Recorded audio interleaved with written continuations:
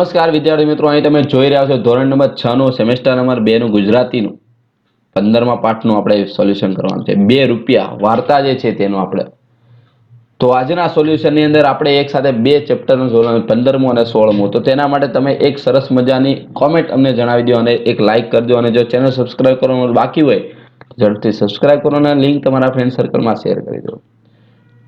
તો શરૂઆત કરીએ વિકલ્પની। 2 રૂપિયાની વાર્તાના લેખિકાનું નામ શું હતું? તો શરૂઆત કરી 2 રૂપિયા વાર્તાના લેખિકાનું નામ શું છે? એ વિનોદિની નીલકંઠ। 2 રૂપિયા પાઠની શરૂઆતમાં કયા સ્થળે રોકાવાની વાત કરવામાં આવી છે? બાલારામ। આનંદી કયા ધોરણમાં ભણતી હતી? તો કે ત્રીજા। છોકરીઓના અવાજ પછી મોટા બેન બોલ્યા, આ મોટા બેન એટલે કોણ? તો કે શાળાના મુખ્ય શિક્ષિકા। આનંદીનું ઓશિકું ભીંજવા લાગ્યું। વિધાન યોગ્ય વિકલ્પ હોય તે પસંદ કરવાનું છે કે આનંદી એકલી એકલી ઓશિકા ઢાંકીને રડતી હતી। આનંદીના મગજમાં ગડમથલ ચાલી રહી એટલે વિધાનમાં યોગ્ય વિકલ્પ હોય તે કે આનંદી મનોમંથન કરવા લાગી। આનંદીના પગે પાંખો આવી આ વિધાન માટે યોગ્ય વિકલ્પ તો આનંદીને પ્રવાસમાં જવાની ફી મળી ગઈ એટલે। ચલો હવે ખાલી જગ્યા તમને આપેલી છે, આમાંથી જોઈને તમારે લખવાની છે।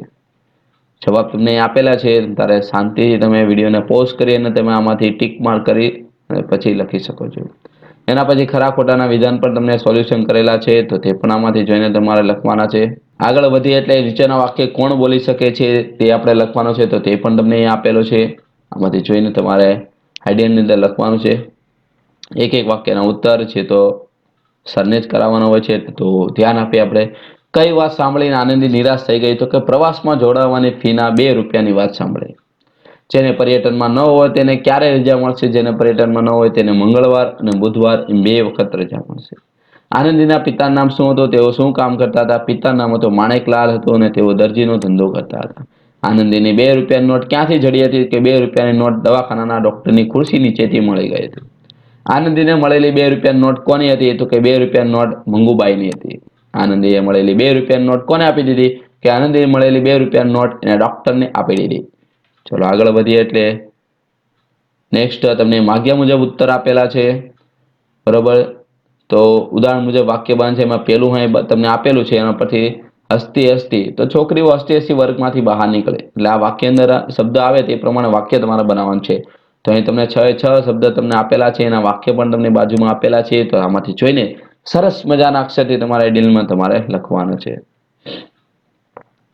ચલો નેક્સ્ટ છે બીજું કે વાક્યના ટુકડા ભેગા કરીને અર્થપૂર્ણ વાક્ય બનાવવાનું છે। આ બધા તમને આપેલા છે કોષ્ટકમાં।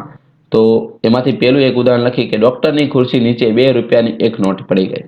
આ ડોક્ટરની ખુરશી વાળું વાક્ય, પછી આ 2 રૂપિયા વાળું વાક્ય અને એક નોટ પડી ગઈ, એટલે આ ત્રણે ત્રણ આપણે ભેગા કરીને વાક્ય બનાવ્યું। તેવી રીતે અહીં તમને 5 વાક્ય તમને આપેલા છે, જે આ કોષ્ટકમાંથી જોઈને તમારે બનાવીને લખેલા છે।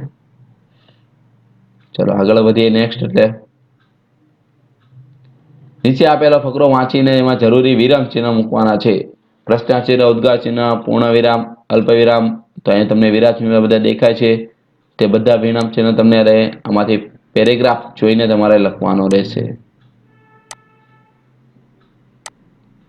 ચલો નેક્સ્ટ આગળ વધીએ એટલે નીચેના વિરામ ચિહ્નનો ઉપયોગ કરીને વાક્ય તમારે મુજબ લખવાનું છે। જેમ કે પાઠનું વાક્ય આગગાડીમાં જવાનું છે, પૂર્ણ વિરામ આપણે મૂકવાનું છે, બરોબર। તો પૂર્ણ વિરામ વાળું વાક્ય અહીંયા તેવી રીતે આપણી રીતે આપણે કોઈ બી વાક્ય લખીએ, આગગાડી સ્ટેશન ઊભી રહી, તો આ પ્રમાણે તમને બધા જ વાક્ય આપેલા છે। અલ્પવિરામ એમાં પાઠનું એક વાક્ય ગોતવાનું અને તમારી રીતે એક વાક્ય લખવાનું।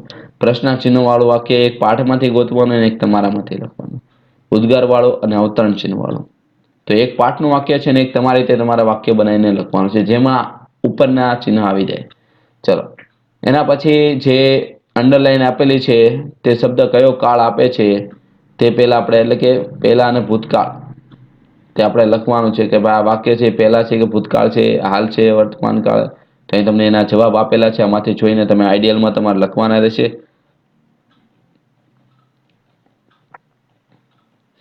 ચાલો નેક્સ્ટ પ્રશ્ન છે સમાનાર્થી શબ્દ। તો સમાનાર્થી પણ શબ્દ તમને આપેલા છે બધા જ, તો તે પણ તમે તમારે આઈડિયલમાં તમારે આમાંથી જોઈને લખવાનું છે। સમાનાર્થી, વિરોધાર્થી, જોડણી સુધારવાના શબ્દ, એના પછી શબ્દકોશોને ક્રમમાં આપણે વ્યવસ્થિત ગોઠવીને લખવાના। શબ્દ સમૂહ માટે એક શબ્દ કે એક જાતનો રંગીન કે ભાતીગળ પાથરણો એટલે શેતરંજી। મુસાફરી કે કામના સ્થળે સાથે લીધેલું ખાવાનું એટલે ભાથું। મંદિર ઇત્યાદિ સ્થળે નાસ્તા પાણી કે જમણની સાથે થતી ઉજવણી એટલે ઉજાણી. ગરીબ પર દયા કરનાર એટલે દીનદયાળ. પાણી ભરીને રાખવા માટેની જગ્યા એટલે પાણીયારું. રૂઢિપ્રયોગનો અર્થ છે હૈયું ભારે થવું, દુઃખનો અનુભવ થવો. વાક્ય તમારે ત્યાંમાં જ જોઈને લખો. મોઢું પડી જવું એટલે ઉદાસ થઈ જવું. જીવ બાળવો એટલે કે ચિંતા કરવી. વહારે ધાવવું એટલે મદદ કરવી. અથત ઇતિ સુધી એટલે પહેલેથી છેલ્લે સુધી. પગે પાંખો આવે એટલે ઉત્સાહમાં આવી જવું. ચલો હવે નેક્સ્ટ બીજા પાઠનો આપણે સાથે સાથે સોલ્યુશન. કવિતા જે આપેલી છે 16મું, શેરીએ આવે સાદ. તો કવિતા આપણે રાજેન્દ્ર શાહે લખેલી છે. તેનો આપણે પહેલો પ્રશ્ન આપણને એવો જ પૂછેલો હોય છે કે શેરીએ આવે સાદ કાવ્યના કવિનું નામ શું છે? રાજેન્દ્ર શાહ. કવિ શું છોડીને આંબાવાડીમાં જવાની વાત કરે છે? તો આવશે શેરી. ગયા વર્ષની યાદ કયા સ્થળ સાથે સંકળાયેલી છે? આંબાવાડી સાથે. ઝાડ ઉપર શાના કારણે પાંદડું દેખાતું નથી? ઝાડ ઉપર ઝૂલતા મોરના કારણે. કવિને ઘરનું આંગણું કેવું લાગ્યું? તો કે નાનલો. કવિને ક્યાં રમવાનું ગમે છે? તો કે મોકળા વનમાં. વિકલ્પ આપણે પસંદ કરવાના છે. એમાં પહેલામાં આવશે કોયલ, બીજામાં આવશે મોર, ત્રીજામાં આવશે ઝૂલવાનું, ચોથામાં આવશે ખુલ્લી અને પાંચમામાં આવશે કાયર. ફાયર નહીં, કાયર. ફાયર તો પુષ્પામાં આવે, એમાં આવશે નહીં. ચલો, કાવ્યના આધાર આપણે ખરા ખોટા લખવાના છે. તો અહીં પણ તમને આપેલા છે. ચલો, પ્રશ્ન નંબર 4 છે. એક એક વાક્યમાં ઉત્તર. કોયલ ક્યાં બોલે છે? કોયલ કુંજમાં, યાની કે આંબાની ઘટાઓમાં બોલે છે. કોયલ બોલે છે તેનો અવાજ ક્યાં સુધી સંભળાય છે? કોયલ બોલે છે તેનો અવાજ શેરી સુધી સંભળાય છે. કવિ શેરી છોડીને ક્યાં જવાનું કહે છે? તો કે આંબાવાડીમાં. આંબા ઉપર મોર કેવી રીતે ઝૂલે છે? આંબા ઉપર એકે પાંદડું દેખાતું નહીં, એવી રીતે મોર ઝૂલે છે. કાવ્યમાં કવિએ કાચી કેરી અને અંકુર માટે કયા શબ્દો વાપરે? કાચી કેરી માટે મરવો અને અંકુર માટે અંકુરો એવા શબ્દો વાપરે છે. આંબાવાડીએ મિત્રોને શા માટે બોલાવવામાં આવ્યા છે?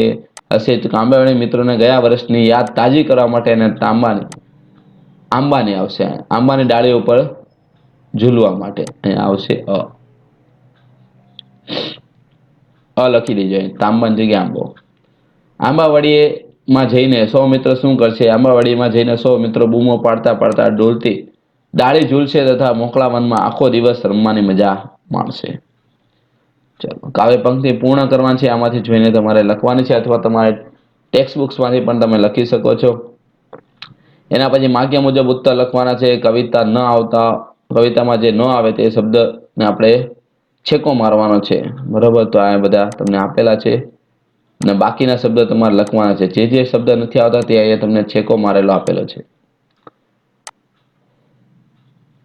એના પછી પદ્યમાંથી ગદ્યમાં અને ગદ્યમાંથી પદ્યમાં રૂપાંતર કરો. એટલે આ પંક્તિ બનાવવાની, અને જો તમને વાક્ય આપેલો હોય તો પંક્તિ આપેલો હોય તો વાક્ય બનાવવાનું. તો તે પણ અહીં તમને આપેલું છે.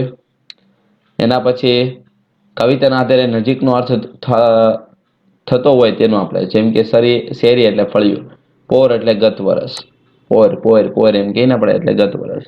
ઝૂલવું એટલે લટકવું, ઘૂમવું એટલે ફરવું, નાદ એટલે અવાજ, ભેરવું એટલે મિત્ર, પેખવું એટલે જોવું, રંજાડ એટલે હેરાનગતિ. ચલો, કાંટા અક્ષરવાળા શબ્દમાં કાવ્યમાં વપરાયેલા શબ્દ લખવાના છે. જેમ કે અવાજની જગ્યાએ આપણે કાવ્યમાં કયો શબ્દ વપરાય છે? સાદ. જોઈ એટલે પેંખી, જંગલ યાની વન, ને દિવસ યાની દન. ચલો, આગળ વધીએ. એટલે બીજા તમને એવા આપ્યા શબ્દ. બીકણ એટલે કાયર, મિત્રને ડરતો લાગતો હોય તે બાકાત, એટલે બાદ એવો શબ્દ વાપરે બાકાતની જગ્યાએ. સમાનાર્થી શબ્દ આપેલા છે. વિરોધાર્થી જોડણી તમારે આમાંથી જોઈને તમારે લખવાના છે. એના પછી એક એક શબ્દ. તો વૃક્ષો તેમજ પુષ્કળ વેલાઓના પાંદડાથી થયેલી ઘટા એની કુંજ. આંબાના ફૂલની મંજરી એટલે મોર. આંબા પર આવતી નાની નાની કાચી કેરી એટલે મરવો. જગ્યાને છૂટવું વાળું એટલે મોકળું. એના પછી શબ્દકોશને ક્રમમાં ગોઠવાના છે. વિશેષણ આમાંથી કયો આવે છે તે આપણે જોવાનું છે. ચલો, હવે તમને કવિતા આપેલી છે, તો તેના આધારે તમારે પ્રશ્નના ઉત્તર લખવાના છે. આ કવિતામાં કઈ ઋતુની વાત કરી છે? કે ઉનાળા ઋતુની વાત કરી છે. કવિતા અનુસાર ધરતી અને આકાશની સ્થિતિ કેવી છે? કવિતા અનુસાર ધરતી અને આકાશ ખૂબ તપી ગયા છે. નીચેના શબ્દો શું માટે? એક શબ્દ કે ઉનાળાના ગરમ પવનનો ઝપાટો એટલે કેલું. ગાડામાં બેસીને બાળકોને શાની મજા આવતી હતી? બાળકોને ગાડામાં બેસવાની, બળદના ઘૂઘરા સાંભળવાની અને એક સાથે મળીને ગાવાની મજા આવતી હતી. પવનનો સમાનાર્થી શબ્દ થાય વાયરો. વાયરા વનવગડામાં વાતા હતા એટલે કે પવન જંગલમાં ફૂંકાતો હતો. કવિતાનું યોગ્ય શીર્ષક આપણે લખવું હોય તો વાહ વાહ વાહ વાહ વાહ વંટોળી આરે. ચલો તો આની સાથે આપણે એક સાથે આજે 2 ચેપ્ટરના સોલ્યુશન કર્યા. હવે નેક્સ્ટ આપણે જોવાના છે. એના માટે તમારે ચેનલ સબસ્ક્રાઇબ કરવાની રહેશે જેથી તમને યોગ્ય સમયે વિડીયો લેક્ચર મળતા રહે. Thank you. જય હિન્દ, જય ભારત.